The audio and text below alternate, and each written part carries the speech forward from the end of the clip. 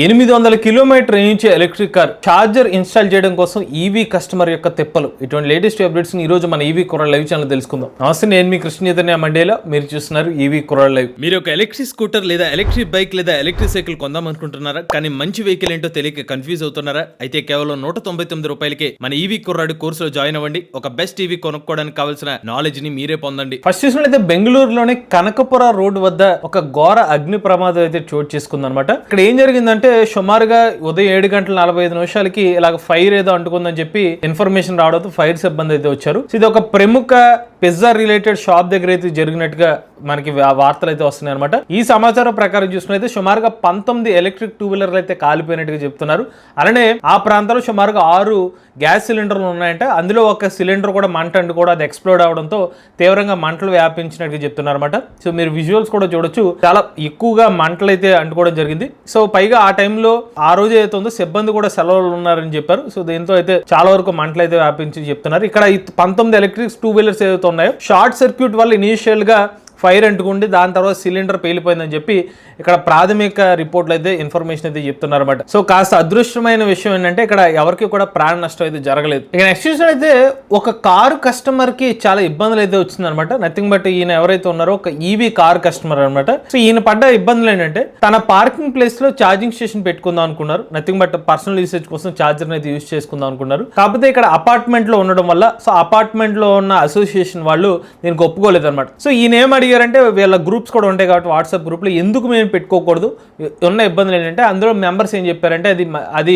Safe కాదు, fire జరిగే అవకాశం ఉంటుంది, సో అది మంచిది కాదు, దీనివల్ల వేరే వాళ్ళకి కూడా ఇబ్బందులు జరిగే అవకాశం ఉంటుంది, అందరూ పెట్టుకోకూడదని చెప్పి వాళ్ళ అభిప్రాయాలు చెప్పారు. సో దాంతో ఆ ఈవీ కస్టమర్ ఎవరైతే ఉన్నారో ఫ్రస్ట్రేట్ అయ్యారు అనమాట. అసలు ఎందుకు దీనికి ఏమైనా రూల్స్ ఏమన్నాయని చెప్పి అన్ని తిరగేస్తే తెలిసింది ఏంటంటే గవర్నమెంట్ కొన్ని క్లియర్ ఇన్స్ట్రక్షన్స్ అయితే ఉన్నాయన్నమాట. అపార్ట్మెంట్ లో ఖచ్చితంగా ఛార్జింగ్ స్టేషన్ పెట్టుకోవచ్చు, దానికి సంబంధించిన ఫెసిలిటీస్ అనేది అపార్ట్మెంట్ అసోసియేషన్ వాళ్ళకి కల్పించాలి, దాన్ని డినై చేయకూడదని చెప్పి ఒక గైడ్ లైన్ దానికి సంబంధించిన ఒక డాక్యుమెంట్ ఉంటే అది కాస్త వీళ్ళ వాట్సాప్ గ్రూప్ లో అయితే పోస్ట్ చేశారు. ఆ పోస్ట్ చేసిన తర్వాత ఇంకా వాళ్ళు చేసేది ఏముంటుంది, క్లియర్ గా గవర్నమెంట్ నుంచి ఇన్ఫర్మేషన్ ఉంది కాబట్టి వాళ్ళైతే ఆ పర్సన్ యొక్క పార్కింగ్ ప్లేస్ ఏదైతే ఉందో అక్కడ ఛార్జింగ్ స్టేషన్ పెట్టుకోవడానికి అయితే అనుమతించడం జరిగింది అనమాట. సో ఇది కేవలం ఈ పర్సన్ కాదు, మనకి రియల్ లైఫ్ లో కూడా ఎలాంటి ఇబ్బందులు అయితే జరుగుతుంది అనమాట. పార్కింగ్ స్పేస్ లో ఇలా ఛార్జింగ్ స్టేషన్ పెట్టకూడదు, ఛార్జర్ పెట్టుకుంటే ఎవరైనా ఫైర్ అయ్యే అవకాశం ఉంటుంది, సేఫ్టీ పరంగా అయితే కొన్ని సమస్యలు అయితే ఉన్నాయి, అది మాత్రం వాస్తవమే. అలానే ఈ పర్సన్ ఏం చెప్పారంటే నేను ఆ ఛార్జర్ అక్కడ నా ప్లేస్ లో పెట్టుకోవడానికి నాకు ఎడిషనల్ ఖర్చులు ఏం కాలేదు, కానీ దానికి సంబంధించిన సెటప్ కేబుల్స్ అన్ని పెట్టుకోవడానికి మాత్రం ఒక 20,000 రూపాయలు ఖర్చు అయిందని చెప్పి ఆయన పోస్ట్ చేయడం జరిగింది. ఇక నెక్స్ట్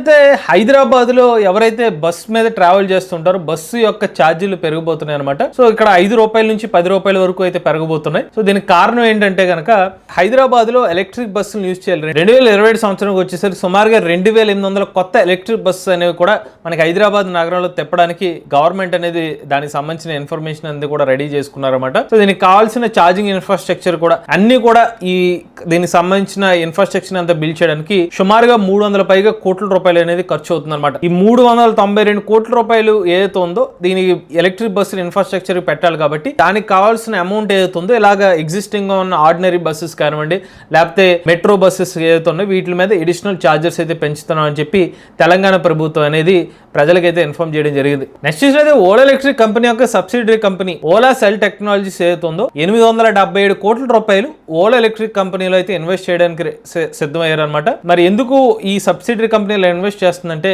ఓలా ఎలక్ట్రిక్ కంపెనీ వాళ్ళు రీసెంట్ గా ఇన్వెస్టర్స్ మీట్ లో ఏం చెప్పారంటే మేము ఐపీఓ పరంగా వెళ్ళినప్పుడు మేము అప్పుడు తీసుకున్న నిర్ణయాలు కొన్ని మార్పులు అయితే చేసుకుంటున్నాం, దాని తగ్గట్టు కొన్ని స్ట్రక్చరల్ చేంజెస్ చేసుకుంటా అంటే కనుక అందులో బోర్డు మెంబర్స్ అగ్రీ చేశారు. దాని తగ్గట్టుగానే ఇప్పుడు ఓలా సంబంధించిన సెల్ టెక్నాలజీస్ ఏదైతే ఉందో వాళ్ళు ఇప్పుడు ఓలా ఎలక్ట్రిక్ కంపెనీలో ఇంత అమౌంట్ అనేది పెట్టుబడి పెడుతున్నారు అన్నమాట. నెక్స్ట్ చూసినట్లయితే ఐఏఎస్సి లోని కౌశిక్ బాసు అనే ఒక అసిస్టెంట్ ప్రొఫెసర్ ఎవరైతే ఉన్నారో ఆయన ఒక సరికొత్త ఇన్నోవేషన్ అయితే కనిపెట్టారు అనమాట. ఈ ఇన్నోవేషన్ ఏంటంటే వాళ్ళు మనం ఛార్జింగ్ స్టేషన్స్ ఏదైతే ఉన్నాయో ఆ ఛార్జింగ్ స్టేషన్ మనం సెటప్ చేయాలంటే ఒక మేజర్ ఛాలెంజ్ ఏంటంటే పెద్ద ట్రాన్స్ఫార్మర్స్ అవసరం అవుతాయి. ఉదాహరణకి 160 కిలోవాట్ ఛార్జర్ లేకపోతే మన ఒక 300 కిలోవాట్ ఛార్జర్ ఇలా హై పవర్ ఛార్జర్స్ పెట్టాలంటే దానికి కావాల్సిన పెద్ద ట్రాన్స్ఫార్మర్స్ అయితే అవసరం అవుతాయి. సో ఇలా ట్రాన్స్ఫార్మరే అవసరం లేని ట్రాన్స్ఫార్మర్ ట్రాన్స్ఫార్మర్ లేని ఒక ఆర్కిటెక్చర్ అయితే బిల్డ్ చేశారని చెప్తున్నారన్నమాట ఈయన. దీన్నే సిహెచ్బి బేస్డ్ మల్టీపోర్ట్ డీసీ కన్వర్టర్ అని అయితే పిలుస్తున్నారన్నమాట.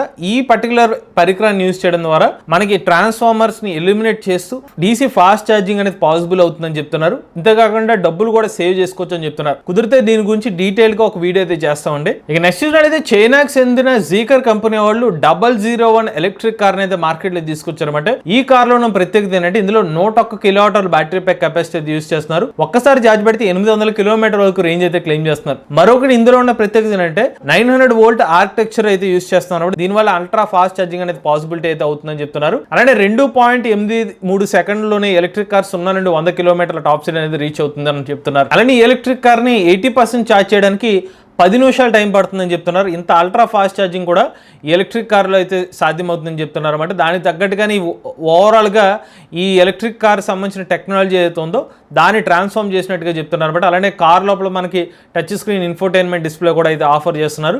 ఓవరాల్గా ఇది ఏంటంటే చాలా హై పర్ఫార్మెన్స్ ఎలక్ట్రిక్ కార్ కింద అయితే దీన్ని బిల్డ్ చేస్తున్నారు. లాంగ్ రేంజ్ చాలా తక్కువ టైంలో ఛార్జింగ్ అయిపోయే విధంగా జీకర్ 001 సంబంధించిన అప్డేటెడ్ వర్షన్ అయితే మార్కెట్లోకి అయితే ఇప్పుడు తీసుకొచ్చారు. అలానే ఇందులో మోటార్ చూసుకున్నట్లయితే 310 కిలోవాట్ల పీక్ పవర్ ఎలక్ట్రిక్ మోటార్ అయితే యూజ్ చేస్తున్నారు అనమాట. దాంతో పాటుగా ఎలక్ట్రిక్ కార్లో ఏంటంటే మనకి 12C రేటింగ్ ఎంత ఫాస్ట్ గా ఛార్జ్ అయ్యే విధంగా 12C రేటింగ్ కూడా సపోర్ట్ చేస్తుందని చెప్తున్నారు. ఇక నెక్స్ట్ చూసినట్లయితే దుబాయ్ ప్రభుత్వం ఒక నిర్ణయం తీసుకున్నారు అనమాట. ఈ సంవత్సరానికల్లా మొత్తం 200 అల్ట్రా ఫాస్ట్ ఛార్జింగ్ స్టేషన్స్ అయితే ఏర్పాటు చేయడానికి సిద్ధం అవుతున్నారు. దీన్ని ఓవరాల్ గా ఒక 200 పైగా లొకేషన్స్ కూడా గుర్తించినట్టు తెలుస్తుంది. ఎందుకంటే ముఖ్యంగా టాక్సీస్ ఎవరైతే నడుపుతారో వాటిని ఎలక్ట్రిక్ వెహికల్స్ కింద కన్వర్ట్ చేసుకోవడానికి దుబాయ్ ప్రభుత్వం అయితే రెడీ అవుతుంది అనమాట. ఎందుకంటే ఇక్కడ పొల్యూషన్ లెవెల్స్ ని తగ్గించుకోవాలి, దాన్ని తగ్గించుకుంటూనే సేవింగ్స్ కూడా తీసుకురావాలంటే కనుక ఎగ్జిస్టింగ్ ఉన్న ఆల్టర్నేటివ్ ఎలక్ట్రిక్ వెహికల్స్ కావడంతో మనకి ఈవీ ట్యాక్సీస్ అనేవి అక్కడ యూజ్ చేయడం మొదలు పెడుతున్నారు. మరి ఈవీ ట్యాక్సీ ఎప్పుడైతే మొదలయ్యాయో దానికి ఛార్జింగ్ స్టేషన్ ఇన్ఫ్రాస్ట్రక్చర్ కూడా అవసరం కాబట్టి అల్ట్రా ఫాస్ట్ ఛార్జింగ్ స్టేషన్స్ అనేవి ఏర్పాటు చేస్తున్నారు.